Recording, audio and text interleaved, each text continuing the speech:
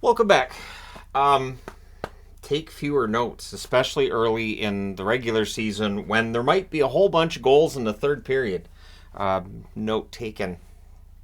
Oddly enough, note taken. And yeah, there's some new magnets. I thought, hey, why not? Let's have some fun. And then people can complain about the new magnets. That's how it works. All right.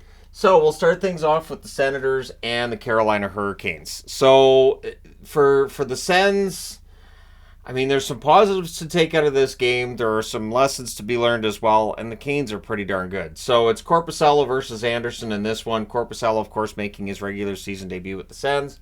Fantastic mask, by the way. Early press by the Senators. They end up going to the power play. Canes don't let them set up. Pretty aggressive penalty kill. Near miss for Giroux. It cycled, cleared, and then killed off. However, Joseph would open the scoring. So Matthew Joseph, who is rumored to be on the market, good thing they kept him. He had a good game. Zub and Kelly with the assists at 3:14. Carolina then ends up getting a power play. Sens cleared out early. Cleared out again. Killed off. Stützle was denied on a rush. He's denied again. And a fast draws a penalty shot. That was saved. So Jesper Fast with a penalty shot. And that's the second penalty shot already in this young season. D'Angelo is then denied. The Sens have a 3-on-2 that misfires. Good first half for them. Then things change. D'Angelo was denied. The rebound's cleared. Chartier had a 3-on-2 chance that was held. Batherson has a rush chance that's saved. Pretty suspect defense at this point by the Canes. It would not stay that way. There's a post for Batherson on the rush. Orlov then had a rush chance that was held. Kubalik has a one-timer from the slot, also held on to. Aho has a rush chance that's caught and held as both goaltenders were solid in the first period. Things get pushy on the next hold by Korpisalo. Momentum to the Canes in the second half, but after one, the score's 1-0 for Ottawa. And again, I thought, low-scoring games tonight. What a surprise. Yeah, no. Second period, Kotkaniemi nearly ties it early, and then the Canes get a power play, and they do tie it, and it's Bunting. He scores on the power play from Aho and D'Angelo at 2:55. So Bunting with a goal in his first regular season game with the Canes, and he put it around Korpisalo in close. Then we get a power play for the Sens shortly after that. There's early clears by Carolina. The Sens can't get set up, and it's killed off without any trouble. Sens go back to the power play. Batherson's denied, and that's the only shot on that power play. It's killed off as well. Sens press after it's done. Kelly was denied. Kastelik has a hit that draws a crowd. The Canes come out of that with a power play. D'Angelo has a shot that's caught and held. That power play's killed off. Bunting gets hurt. The fans wanted a call. It did not happen. Welcome to the world of Michael Bunting.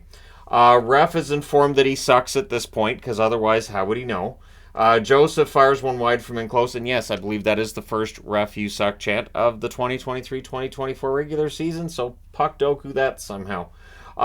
Canes press with 2.5 minutes left, and then Teravainen would score to make it 2-1 for Carolina. Nice goal. And just too many chances for Carolina. That's at 17:57. Natchez and Shea with the assists. Canes press in the final minute, so they have some momentum going into the third, and in the third, that momentum comes in handy. Stahl scores on a bad turnover by Chabot. Martinuk with the assist at 20 seconds makes it 3-1 in favor of the Carolina Hurricanes. So it looks like they should be at home and cooled, right? It is early in the season. Canes aren't giving the Senators much room, but then there's a delay of game call, gives the Canes a power play. So all the Canes need to do is score on the power play, and that salts it away to be 4-1. However, there's a 2-on-1 late in the power play, and Parker Kelly gets his first goal in quite some time. He scores from Joseph at 5:13, so there's Joseph on the shorthanded goal. They finish the kill, and then Stützle wires one on a rush at 5:49. So within a minute, they've tied the game. It does not stay tied. Brady Shea, it's posting in for him. Fast and Stahl with the assists at 7:51. The Canes press for more. We then get a power play for the Sens. That leads to another shorthanded goal. This time it is Carolina getting the shorthanded marker. Slavin from Kotkaniemi and Jarvis, that's at 11:05 with 4 seconds left in the power play. Canes get a power play. That's unsuccessful. They get another power play with 2:37 left, which essentially ends it. The goalie pull does happen after the penalty's been killed, but you're down to the last 30 seconds of the game. And then at the horn, everybody celebrates with punching. So it's a 5-3 win for Carolina. They go to 1-0 on the season. Ottawa, of course, drops to 0-1. Shots on net are 14-12 Carolina in the first, 18-9 Carolina in the second, 10-9 Carolina in the third. Final shots 42-30 for the Hurricanes. Power plays, Ottawa 0 for 4, Carolina 1 for 6. The hits 23-21 for the Canes. Korpisalo 37 saves on 42 shots. At the other end, Anderson saves 27 out of 30. So again, Ottawa's got some things they can take out of this game as positives. They did have it tied in the third. They just were not able to bring it home from there. So we'll see how things go. But getting beaten in Carolina is not exactly an embarrassment. It's kind of an expected outcome early in the season. Next up, Montreal and Toronto. So the game that broke the board. So I've got the remainder of the game here if you're wondering where the remainder of it is. So I was like, well, crap. So, and I was glad this one didn't go to overtime because then I don't know what would have happened. I would have had to go to the tiny board. So Allen versus Samsonov in the Montreal-Toronto matchup. Good early back and forth. Domi has a rush chance. That saved. And then Evans. It's a breakaway on a turnover, and he scores at 3 minutes and 1 second. So Jake Evans gets off to a good start. It's 1-0 Montreal. Bertuzzi nearly answers, and then Tavares gets denied. Power play for the Habs. There's an early clear. They set up, they cycle, and it late in it anyways. It's killed off. 2 shots for Montreal in their power play. Anderson then has a rush chance. That saved. The shots are 7-5 Montreal at the half. We get a fight between Xhekaj and Reeves. I think Xhekaj won that one. Leafs end up with a power play. It's killed off. 1 shot, and then the Habs cleared out after that's done. The Leafs press with 6.5 minutes left. The Habs, though, blocking them out. Gregor has a net drive chance. That's held. The Leafs press with 1.5 minutes left. Some good cycling, but they're down 1-0 after the first period. Second period, early on. It's a 3-on-2 off of a turnover, and Newhook scores from Slafkovsky and Doc at 1 minute and 10 seconds. So Slafkovsky's on the board early in the season. That's great for him. And Newhook gets his first goal as a Montreal Canadian. Leafs look to answer. We get some pushing on a hold by Allen. Power play for Toronto, a blocker save on Tavares, and then there's a hold on a chance for Bertuzzi. Power play's killed off. Those are the 2 shots on the power play, and then the Habs get a power play of their own. They score, but there's an offside challenge. It's just barely, but it is offside. So that goal comes off the board, and then its aggressive penalty kill kills it off. And because that goal came off the board, there were no actual shots on net. So instead of it being 3-0, it's 2-0, and then it becomes 2-1 shortly after the power play is done at 7:46. Gregor, so after signing a contract today, he ends up getting a goal from Klingberg, and guess what? No Hall & Oates. It's gone. They've replaced it with a song I didn't really recognize, but honestly, I'm okay with that. You know what, though? I'll say this. I would not be surprised if there's petitions to bring back You Make My Dreams by Hall & Oates. Wouldn't be surprised if there's enough complaining that it comes back. But maybe I'm a Canuck fan that would like to see Simple Minds gone, and so maybe there's part of me thinking, hey, if they can do it. Anyway, so that made it 2-1. The fans then call one. The referee does not. The Habs press with 8 minutes left. We get a power play for Toronto. And Matthews scores at 14:51 from Tavares and Marner. That is a power play goal. I didn't mark it as such, and I apologize because I was so busy making sure I wrote down that it was number 300. So Matthews from Tavares and Marner, and that was after Nylander hit the post. So it says Tavares and Marner. I went with the app. The app sucks. So just so you guys know, the app kind of sucks now, and so I have no doubt that I'm going to be having goals with the wrong assists or goals with no assists, because sometimes they just don't update it until way later, and they don't show 3 stars anymore either. So, because I've seen people asking, yeah, it's not there. So Matthews gets that one. I'm assuming it's Nylander and Tavares. Not that it matters. Mitten then nearly gives the Leafs the lead. So now the momentum's completely swung in favor of Toronto. Nylander's denied. Ulonen clears with 1:22 left. The Leafs get a power play, and Nylander. It's a one-timer from the face-off circle. Klingberg and Tavares with the assists at 19:15. That makes the score 3-2 in favor of Toronto. I had actually thought during the preseason, maybe I'll just write down who scored the goal and not worry about the assists, but I don't like doing that either, because I noticed that the app was sometimes just flat out wrong until much later. Anyways, we go to the third with Toronto in the lead, but Montreal showed some fierce fight back tonight. So there's a near miss for Liljegren. The Habs cleared out. Bertuzzi fires one high from the slot. Matthews is denied, and then we get some punching, because that's what you got to do, and the Habs come out with a power play. And 12 seconds into that power play, Cole Caulfield scores from Matheson and Suzuki at 4:25. The Habs then get some pressure and they score. It's Newhook with his second. He tips it in front. Jack-Eye and Doc with the assists at 5:47. So Jack-Eye with a fight and an assist. 2/3 of a Gordie Howe hat trick there. And so some momentum shifting has happened in 11:55. Montreal, they score again. It's Ulonen from Harvey Pinard. It's a turnover and it's buried. And suddenly, yeah, this was a 3-2 lead. Now it is a 5-3 lead in favor of the Montreal Canadiens. Leafs press with 6 minutes left. The goalie pull happens with 4:45 left. So in this game, pulling the goalie early worked. In another late game, you'll see that it didn't work out as well. Matthews scores from Tavares and Riley at 15:27. So it doesn't take very long. They get a goal to pull within one. They pulled the goalie again with 3.5 minutes left. We get a timeout with 1:34 left, and Matthews would then score at 18:53 to tie it. It's a hat trick goal from Nylander. So Matthews with 3 goals and leading the league in goal scoring. He wouldn't finish leading the league in goal scoring tonight, though. But anyways, yeah, that forces overtime. So the overtime's over here. The Leafs control it early. The Habs take over. They get a change in and actually pressure a little bit. Riley then blocks and takes over. Matthews is denied. The Leafs keep it. Nyes is robbed in close. Monahan has a shot that saved the Leafs clear with 1:47 left. The Habs get a power play. Fans didn't like it in Toronto. Montreal calls a timeout to plan something, but in the end we go to the shootout. The only goal in the shootout was scored by Mitch Marner. Toronto escapes a scare at home. They win 6-5 in a shootout. They go to 1-0 on the season. Montreal 0-1 on the season. So your shots on net, 11-10 Montreal in the first, 16-2 Toronto in the second, 13-9 Toronto in the third, 3-2 Toronto in the overtime. Final shots, 42-24 for Toronto. Power plays, both teams go 2 for 4 on the power play. Hits, 37-27 for Montreal. Allen was pretty good, 37 saves on 42 shots. Samsonov, 19 saves on 24 shots. It's likely he won't be happy with that number. But that being said, we need to move on. Chicago and Boston. So again, it's the Connor Bedard show, and I think Bedard showed tonight, again, he's worthy of the hype. So it was Soderblom versus Ullmark. Good early chances for both teams. The Bruins press at a minute and a half. Radish is denied on a fast break. Poitras couldn't bury one in close, and I'm telling you, this Poitras kid might be quite the find. Just throwing that out there. And Beecher, some toughness there too.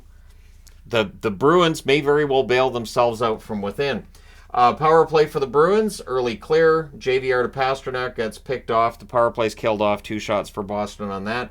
And then Bedard on a wraparound. He puts it in the net. He basically catches Ullmark cheating a bit. I don't know that Ullmark knew where he was going with it. Hall and Donato with the assists at 5:37. So that makes it 1-0 for Chicago. Bruins look to respond. They're ramping up some hits at this point. JVR nearly ties it. The Hawks clear. Frederick can't bury in close, but then he tips one in to tie the game. Carlo and Poitras with the assists. That's at 11:22, so Poitras with his first career National Hockey League point. Bruins then look for the lead. We get a delay game call, though. That gives the Hawks a power play. That was killed off. 1 shot for Chicago on that power play. Lindholm fires one high on a break out of the box. The Hawks would press in the final minute, but after the first period, it's 1-1. Chicago's not going to be easy to beat this year. You're going to have to bring your A game. I still don't expect them to be anywhere near the playoffs, but they're going to make sure that you work for it. Second period, Hall gets shaken up. He exits. We get a quiet first few minutes of this game. No shots on net. Power play then for the Bruins. Early clear. They struggle to set up their power play. Their second unit actually had better chances. Power play's killed off. So Jim Montgomery's going to have to work on that power play a little bit, I do believe. So near miss for Tyler Johnson then as the Hawks press. The Bruins go back to the power play. And again, they struggle to set up. A strong penalty kill by the Hawks. The Hawks then end up getting a power play after killing that off. Hall was back. He's on the first unit, but he only was out there for 1 shift, and then he exits again. So for the Chicago Blackhawks, they obviously can't afford to lose Hall either, right? So the power play's killed off, no shots. And then Pastrnak, scoring as Pastrnak does, he gets a goal from Lucic at 13:08. There were loud Lucic chants most of the night. Well, Luch chants most of the night. And he wires it far corner on zone entry. Pastrnak makes it look easy when he does this. Hawks then look to answer, but the Bruins are blocking him out. Bruins press with 5 minutes left. Bedard nearly ties it. His shot is so deceptive. So he is able to wire it when you think he's going for a pass. he's going to drive goalies crazy. Coyle is denied. Soderblom holds there. The Bruins press in the final minute, but after 2 periods, it is 2-1 for Boston. In the third, early Hawks power play, that's killed off. We get a fight between Dickinson and Beecher. Beecher held his own. Bruins press at 5 minutes. The shots are 4-2 for the Hawks at 9 minutes. Pastrnak has a wraparound that's held. The Bruins press with 7.5 minutes left. Bedard gets shaken up, crashing into the boards. He's going to have to watch that, but he did stay in the game. The Hawks press with 4.5 minutes left. The Bruins hem the Hawks in with 2.5 minutes left. The goalie pull would finally happen with 1:45 left when the Hawks get it out. And then Pastrnak scores from Marchand at 19:04. So that's 2 goals for Pasta. And then after the game, we get the goalie hug. All is right in Boston land again. Boston goes to 1-0 in the season. Chicago with the win yesterday, the loss today, they're now 1-1. Shots on net, 13-9 Boston in the first, 10-5 Boston in the second, 11-7 Boston in the third. They do outshoot Chicago 34-21. Power plays, both teams go 0 for 3. The hits, 18-13 for Chicago. Soderblom, 31 saves on 33 shots. Ullmark saved 20 out of 21. I will answer the question because it usually gets asked. The number 4 on the board is because I make sure there's a 4 on the board for all the games when I start the night, just in case a game goes to overtime. I usually remember to take the 4 off of the board when it doesn't go to overtime. Forgot in the Boston game, and now I need to change boards. Alrighty, so Calgary and Winnipeg. This was an entertaining game and had to be frustrating if you're a Jets fan, am I right? So it's Hellebuck versus Markstrom. They did have a nice ceremony before the game for Chris Snow and for his family. And my thoughts go to his family and everything. Because, there are things that are bigger than hockey. So, Jets get off to a fast start. The shots are 3-1 in their favor at 2.5 minutes. And a power play is then drawn by the Jets. Velarde has a one-timer that's held. The power play is killed off, but 5 shots for Winnipeg's power play there. Jets nearly score on a turnover. We get a power play for the Flames. Coronado's denied. The Jets clear. That's killed off. Then we get a delay of game call that puts the Flames back on the power play. And at 12:29, Mangiapane scores from Ruzicka and Hanifin. He buries a rebound there. I do believe that is their power play goal. It is. So Mangiapane with that one. And had a bit of a rough year last year compared to the year before. That's a good start for him this year. Then, a little over 2 minutes later, 14:48, Connor on a rush, he puts one through Markstrom from Sandberg and Pionk, so that ties the game at 1. Lindholm nearly answers, and then Weegar does. From Zadorov and Dewar at 17:50, and it was a point shot off of a face-off win by Calgary. So they get that face-off win, and then they make Winnipeg pay. And after 1 period of play, it is 2-1 in favor of the Flames. Second period, we get a power play for the Jets in the first minute. It is not effective. It's killed off just the 1 shot on net for Winnipeg. Connor's then denied shortly after that's done. Markstrom's the reason this game is a lead for Calgary. Calgary had no business leading this game, but Markstrom was in the basically starting to steal it at this stage. Weegar has a shot that's blocked as they press. We get a power play for the Flames. That's killed off. Iafallo nearly ties it on a rush. The shots on net are 5-3 for the Jets at the half. Ehlers had a pair of dangerous chances. And then Iafallo scores at 11:19 from DeMello and Lowry. And after that, the Jets press for the lead. They've tied it up at 2. But we get a power play for the Jets. And then late in the power play, it is a shorthanded goal. Lots of shorthanded goals tonight. Anderson scores this one from Lindholm at 13:48. Believe they said that's the second career shorthanded goal for Rasmus Anderson. Then with 1:42 left, the Jets go back to the power play. Morrissey was denied. The rebound's cleared.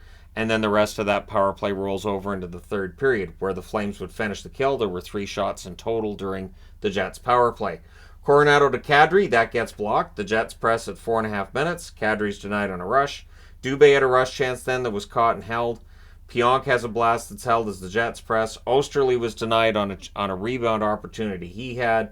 Perfetti to Connor ends up getting picked off. And then Scheifele goes bar down. He scores from Morrissey at 14:18. So Scheifele with the brand new contract, and he helps to tie the game. And it looked like this was probably going to overtime, but then it doesn't. Lindholm scores from Mangiapane and Huberdeau at 18:29, buries that one in close. Winnipeg pulls the goaltender as soon as they've won the faceoff at center ice, and at 19:53, Mangiapane hits the empty net from Huberdeau.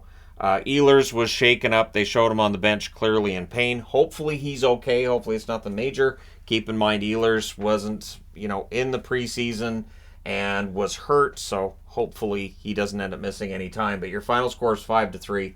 Calgary goes to 1-0 with the win. Winnipeg 0-1. Shots on net 15-8 Winnipeg in the first, 14-6 Winnipeg in the second, 8 apiece in the third.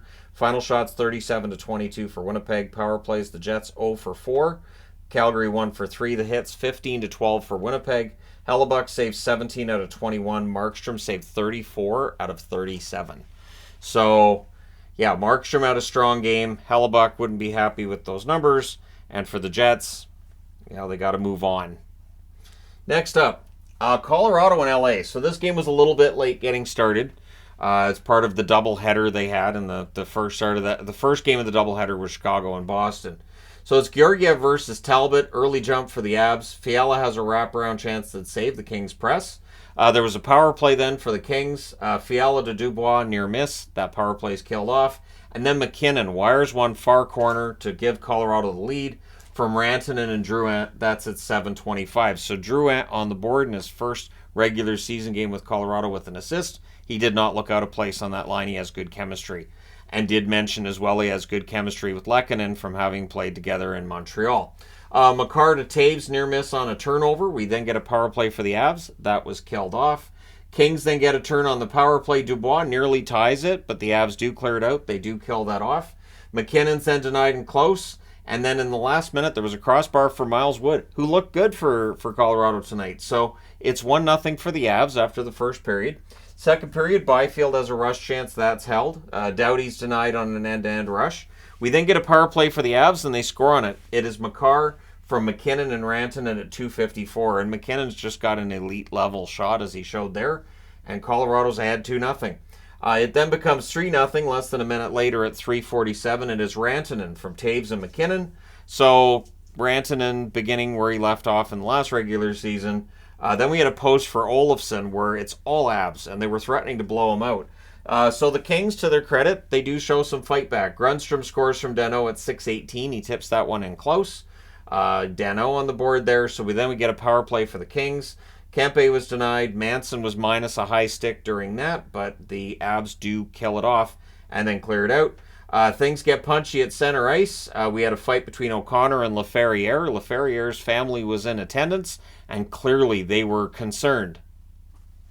No, they were delighted. They were very, very happy. It's funny because usually when a family is shown while a player's fighting on the ice, they're kind of, you'll see the moms kind of like this, like, oh, my boy's out there fighting. That family could not have been happier. Dad, mom, sister, just overjoyed that and Laferriere did end up coming out on top in the fight, so that probably helped, right? Abs end up coming out of that with a power play, but that was unsuccessful. It's killed off. Kings press with 3.5 minutes left. The Abs block. Roy's denied on a 4-on-2 rush by the Kings. Danault can't bury one in close in the final minute, but then Byfield gets a goal credited to him. It actually tips in off of Makar's stick. Kopitar with the assist at 19:55. So Byfield makes it a 1-goal game, and who knows, hopefully this is a sign he's going to have a good start to the season. So LA fights back to make it a 1-goal game going into the third. And the Kings look to tie it early, and then Byram boards Danault, goes off to the box for that. Yep, boarding is a penalty. So Danault gets robbed, the power play's killed off, 3 shots on the power play.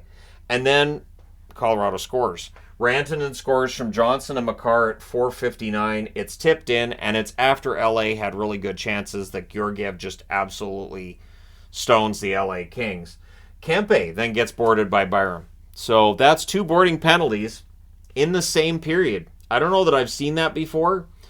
And he was called for boarding on both penalties, so I'm kind of surprised that they didn't, it was just 2. But the Kings weren't happy. And then I don't think it made the fans or the Kings happy either that Colorado kills that one off as well.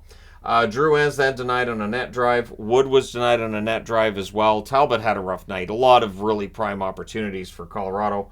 Kings press with 5.5 minutes left, but they're kept to the outside. And then right after the goalie pull at 16:08, Colorado scores. Wood from Colton and Tatar. So It is a situation where you pull the goalie early, and if it works like it did for Toronto, it looks great. And if it doesn't, it look like, why'd you pull the goalie there? It's way too early to be pulling the goalie there. So that makes it 5-2. That's your final score. Colorado 1-0. LA is the only home team to lose tonight. Yeah, the only home team to lose tonight is LA. Like last night, I think Pittsburgh was the only home team to lose. So shots on net 11-9 LA in the first, 19-14 LA in the second, and then 12-7 Colorado in the third. They did a good job of defending and bringing this one home. Final shots 37-35 for the Kings. Power plays Colorado 1-for-3. LA a worrying 0-for-5. Hits 24-17 Colorado. Georgiev 35 saves on 37 shots. He was excellent. Talbot 30 saves on 34 shots. And we'll see how things go for the Kings when it comes to goaltending. Because goaltending adventures in LA, we had them last year. Maybe we're going to have them this year too. Speaking of good goaltending adventures, yeah, it's a segue into this game. Of course it is. All four goalies saw the net, and it wasn't the preseason. So it's Campbell versus Demko. Neither of them finished the game. Hughes gets his captaincy. They had a nice ceremony for that before the game, where all the captains who could be in attendance were there. And I thought it was nice. They gave him his jersey, and he went from the A to the C. It was nice. Early jump for the Canucks, but they didn't get shots while they had that early jump. Kulak gets denied on a rush. It's cleared out. In fact, the shots are 4-0 for Edmonton 4 minutes in. And all I thought was, if that first goal goes in for Edmonton, it's Edmonton. They can score in bunches. So Darnay fights Joshua. And so there's a fight, and then there was a delay game call that gives Edmonton a power play. But it's killed off with no shots on net. So there you go. The Canucks penalty kill, which has been a tremendous concern for years, wasn't bad, at least to start the night. The Oilers press after, but then Connor Garland scores. It was a nice deke on a net drive by him. Pettersson and Juleson with the assists at 8:06. Nice to see Noah Juleson's name on the score sheet. Canucks then look for another. The fans call one. The referee doesn't. Doesn't matter. Besser wires one. It's a one-timer. It's only the fifth shot on net for Vancouver, and it's the second goal. Miller and DiGiuseppe with the assists at 11:26. So that was nice. Puts the Canucks up 2-0. We then get a power play for the Canucks. That was killed off. The Canucks have momentum late. 3.4 seconds left. We get a power play for the Oilers. So it's 2-0 for the Canucks. But again, the Oilers have time during the intermission to figure out what they're going to do. So that power play to start the second period, it sets up early. McDavid hits a post. He was trying to go over Demko's shoulder, which is kind of rude. Power play's killed off. Solid kill, though, outside of McDavid doing McDavid things. The Canucks rush, and then Besser buries a rebound from Hronek and Miller at 4:03. So Brock Besser gets his second goal of the game. I have 3 different Besser jerseys. I was like, which Besser jersey am I wearing for this review video? Which one am I going to wear? The Oilers would press for a response. We get a power play for the Canucks. Pettersson has a blast that's saved, and it was close. And so Besser ends up getting one. It went in off his skate. He did not intend to direct it. There was no even talk of a kicking motion. It just went in off his foot. So it is the weirdest looking natural hat trick goal I've seen, because it's his hat trick goal. It's natural hat trick. He had 3 goals in a row. Pettersson and Kuzmenko with the assists at 7 minutes and 30 seconds. So Skinner's in. So Campbell's night comes to an end. And all I could think was, so Jack Campbell was their starter for 27 minutes. And now we'll see what happens going into the next game. I would think Skinner starts the next game. So the Oilers look for an answer. They get their third power play. They score on it. It is Draisaitl from McDavid and Bouchard at 8 minutes and 20 seconds. And again, you're ahead by 4. They score 1, but it's the Oilers. And you know how dangerous they can be offensively. So that concern's always in the back of my mind when I see the Oilers. And, if their power play gets going. At any rate, the Canucks go back to the power play. They score on theirs. Pettersson threw a screen, and Besser was the screen in front. Hughes and Miller with the assists at 11:08. Draisaitl's then denied and close. We get a crossbar for Ceci as the Oilers press, but after 2 periods of play, it's 5-1 Vancouver. Third period, long early stretch with no whistle. Well, that favors the Canucks. The sooner you can get this done. Canucks press at 2.5 minutes. Pettersson had a one-timer that's caught and held. The shots are 2 apiece at 5.5 minutes. And then Besser gets his 4th goal of the game. He tips it into an empty net. Miller and Hughes with the assists at 5:43. And I just mean, it was a cross-crease pass. Besser was wide open. The Oilers needed to stop leaving Besser wide open. Besser could have a very good year. I wanted to say this at this point in the video. He is in the same spot on the ice that Horvat was in last year for Vancouver, and Horvat was on a 40-goal pace. Besser is at least as talented a goal scorer as Horvat, and so if they can keep him parked right in front of the net and he's getting tip shots and shots going in off his skate, Besser could end up with 30, 40 goals this year. So we'll see how it goes, but 4 goals tonight. He is a goal scorer. And again, if they keep him in that space right in front of the net, he clearly isn't scared to screen goaltenders, and the puck will go in off of him as well. Then the Canucks end up going to the power play as Edmonton's in meltdown mode at this stage. And Miller scores on the power play to make it 7-1. Hughes and Pettersson with the assists at 6:56. And Besser's screening on that one. This is where the Skinner chants start from the crowd. Normally when a crowd's taunting a goalie, I'm like, hey now. In this case, it's 7-1. I'm not worried about a comeback. It's when it's 1-0 that I'm like, why are you taunting the goalie? It's only 1-0. That's when I'll sort of think it's odd. So the Canucks go back to the power play. That's killed off. DeSmith goes in. So DeSmith ends up in the net. Demko leaves. Now, I haven't seen what the reason was, but there's been a flu bug going around the Vancouver Canucks. I believe Garland didn't finish the game either, so there's some debate about it's probably a flu-related thing. Hopefully it's not an injury, so I have my fingers crossed. He wasn't labored leaving the ice, and DeSmith had all his gear on at the time Demko went to leave, so DeSmith knew he was coming out. My guess is Demko said, look, I don't feel well, I need to come out, and they were like, well, we'll get DeSmith ready, and then you can come out. Canucks get another power play, that's killed off, but then Dakota Joshua gets in on the fun. He buries one on the rush. Lafferty and Höglander with the assists at 14:48. It was a nice play by Lafferty. So, thank you, Toronto. And then with 50 seconds left, the Oilers get another power play. It's unsuccessful, of course. Your final score is 8-1. It is the first no mercy game of the year. If you had told me this morning, if you'd said the Vancouver-Edmonton game is going to be no mercy, as a Canuck fan, I would have been like, oh, please no. Please no. But hey, they're 1-0. The Oilers are 0-1. In the back of my mind, I had a Shorzy quote going through my head, too, of poke the bear. They poked the bear. We'll see, because the rematch is coming up, and so we'll see if they did poke the bear. The shots in this one, 10-6 Vancouver in the first, 14-10 Edmonton in the second, 13-7 Vancouver in the third. Final shots, 33-27 Vancouver. Power plays, 1 for 4 for Edmonton, 3 for 6 for Vancouver. The hits, 22-21 for Vancouver. Campbell saved 12 out of 16. Skinner saved 13 out of 17. I do expect Skinner to start the next game. I don't know that he was necessarily a lot better than Campbell in this game, and I think the defense didn't do them any favors either. Just Demko saved 21 out of 22. He gets replaced by DeSmith, who saved all 5 shots that he faced.